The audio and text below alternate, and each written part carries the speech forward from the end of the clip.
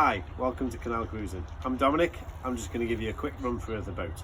Every item on the boat has a small video for more information on our website under our fleet page.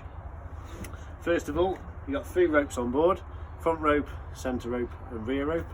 Make sure they're nice and tidy when you're travelling. If they're on the floor, you're probably going to trip over them. Next is the gas locker.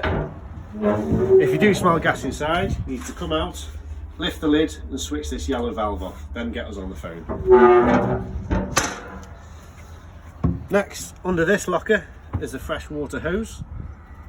You fill the hose into the tank using this filler here. Once it's full, it overflows out the side of the boat.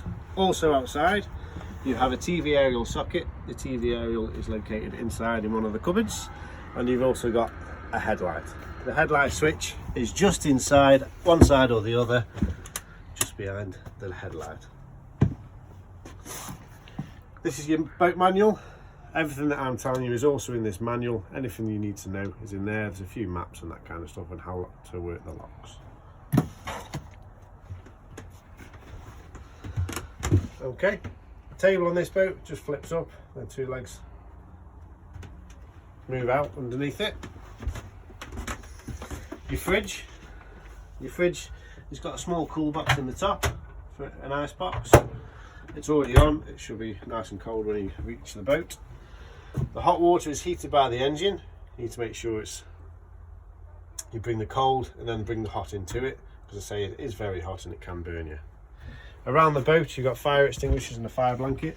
The fire extinguishers aren't for fighting the fire, they're for getting the people off the boat off safely. Okay. Just at the bottom of this cupboard there's a switch on its own. That's a water pump switch. Okay. Into the toilet and shower area.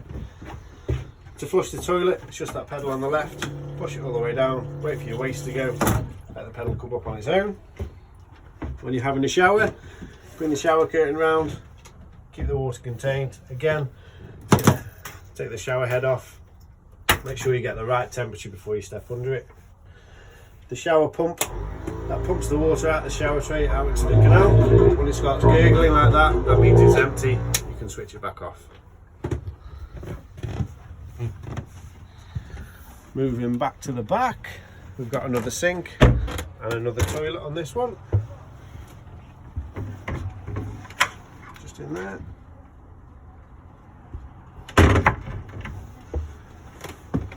Next thing we're going to look at is this back cupboard. You've got all your electrical controls in here.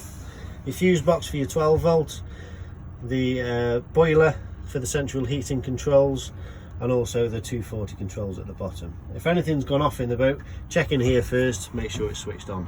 This blue box, that's your inverter. That changes the 12 volt to your 240 like your household sockets. If they're not working, you need to make sure that this is on. If it has tripped out, switch it off, wait for 30 seconds and switch it back on again. Also in this cupboard, you've got your keys, you've got your water key, which takes the cap off so you can fill the fresh water up.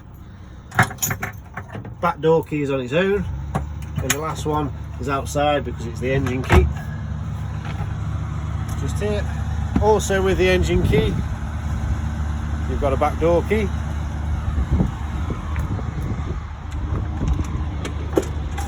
Wait then a second. Before you start in the morning, there's a few checks we'd like you to do. Lift that board up. This is your cooling water for the engine. We take the cap off and make sure we can see water. Next one is the dipstick, exactly the same as a car. Just make sure you've got oil up to the maximum. The maximum line is just there, and there's the oil. That's what I normally do. Your last check is this greaser. You do this twice a day. Okay. When you're looking down, go clockwise, just till it goes tight. You need to do that in the morning before you start, and at night once you switch the engine on.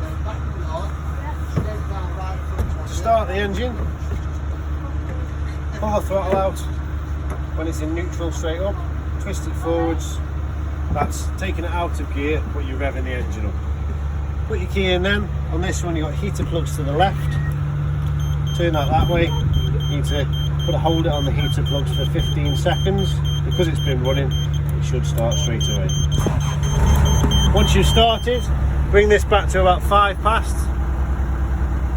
Once you've heated the engine, you've had your breakfast or whatever else, bring that back into neutral. That gap disappears, it's now in gear. So you can go forwards and reverse. Reverse is also your brake, it's the way you're stopping. You've got no way of stopping otherwise.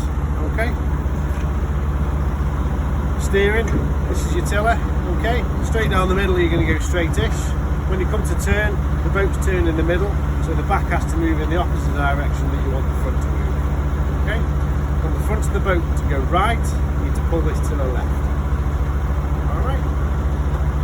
Travel down the centre of the canal, it's the deepest part. When you come to an oncoming boat, you move to your right. Okay. Just switch the engine off. Some of them got a button, some you just turn the key. This one you need to hold the button in and then turn the key off. Okay. These gauges, you've got a rev counter, that's just showing you the engine's going round. Oil pressure, as long as you've got oil pressure in the engine, you've still got oil. Engine temperature, it should run between 60 and 80 on the bottom. So if it gets up to 80, it's overheating for some reason. Volts is how many volts are in the battery. It should be between 12 and 14, up to 14 when you're charging, when the engine's on. This gauge down here, first thing in the morning, that'll be right over to 100. Slowly it'll get back through to 0 throughout the day.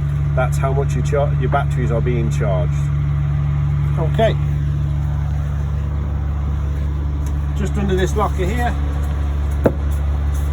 in this side, you've got a litre of engine oil if you need any.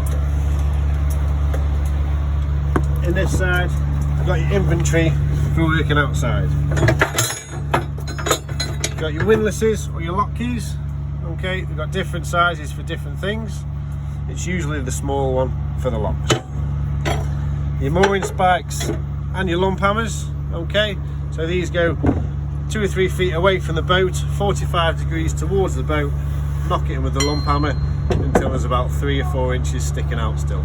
You tie then that to the boat to those, or bring the rope back to the boat and tie to the boat.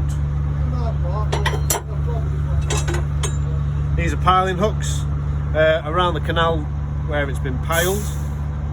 You've got sheet steel going down into the floor and corrugated steel running towards across the front.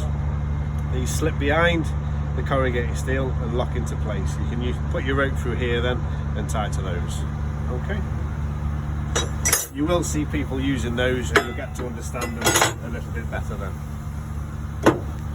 Alright, last but not least, just down here there's 2 buttons. The top one is the horn. You might not hear it with the surrounding noises. Okay, so there is a horn down there. The bottom one is the bilge pump. So if you get any rainwater collecting below the boards, down here, it's nice and dry down there at the minute. If you do get some water, press that bottom button and that pumps the water out. That pump down there pumps it out the back of the boat. Okay. Okay, so on the roof you've got your life ring. Okay. The first thing to do if anybody does fall in, you need to put that throttle lever into neutral, which is straight up like that. Okay. Then you lift the life ring, throw it towards them, not at them. Okay. They're them to grab it. Probably stand up, swim or walk to the side, let them get out and then collect them afterwards. Also on the roof you've got the boat pole to help you manoeuvre when you're turning round or anything like that.